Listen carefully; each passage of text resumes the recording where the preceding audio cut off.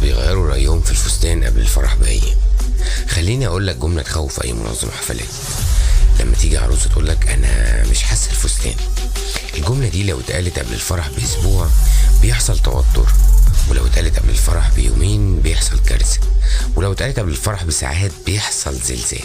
والأغرب إن الفستان غالبا بيكون تحفة مفهوش غلطة ومختارينه بعناية مش عشوائي.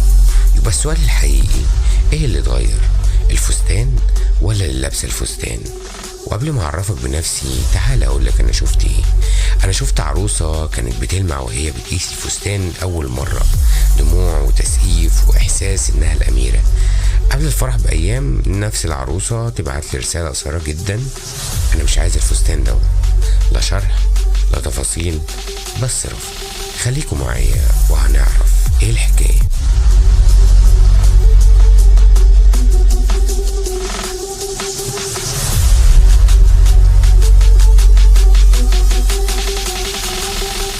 اهلا بيكم في الحلقة الخامسة من الموسم الثاني من بودكاست على مزاج العروسة.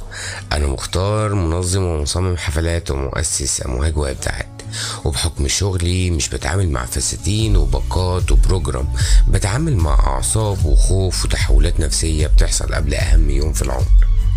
الحقيقة ان العروسة مش بتغير رأيها في الفستان، العروسة بتغير احساسها بنفسها.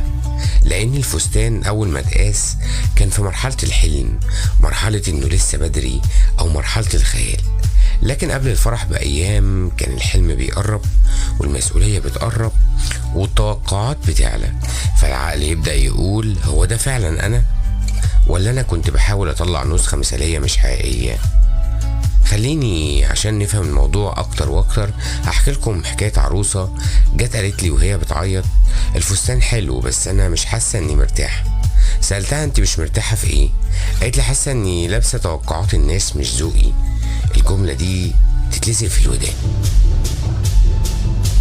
وعشان نكون واضحين ان التغير ده بيجي من 4 اسباب خطيرة.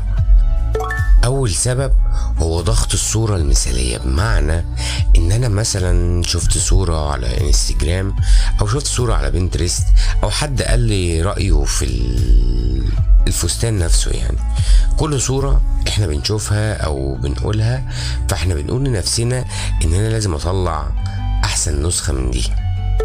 تاني حاجة الخوف من الحكم، الناس هتقول ايه، هيعجبهم، كنت احسن في الفستان دوت ولا التاني.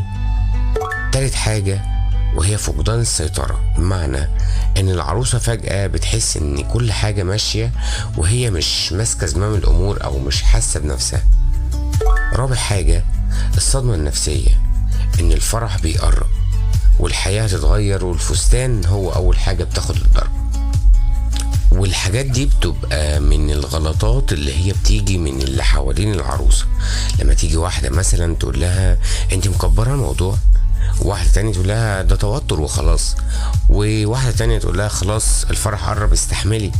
الكلام دوت بيزود النار، لان اللي محتاجاه في الوقت ده مش نصيحة، هي محتاجة احتواء.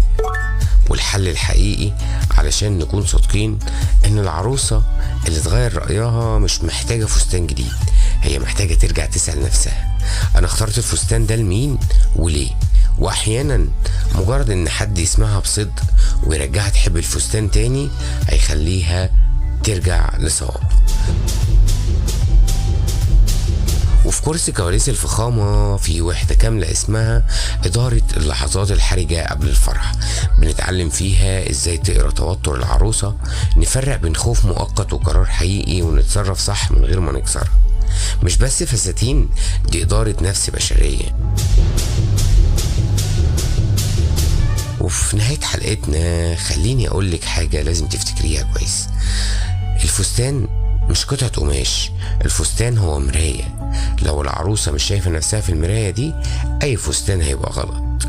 أنا مختار، ودي كانت الحلقة الخامسة من الموسم الثاني من بودكاست على مزاج العروسة.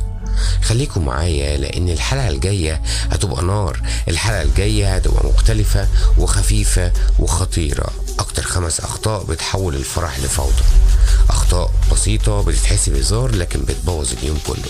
ولو فاكرة انك مأمنة نفسك، الحلقة الجاية هتخليكي تعيدي التفكير من الاول. خليكي معايا لان اللي جاي هيقلب الطاولة.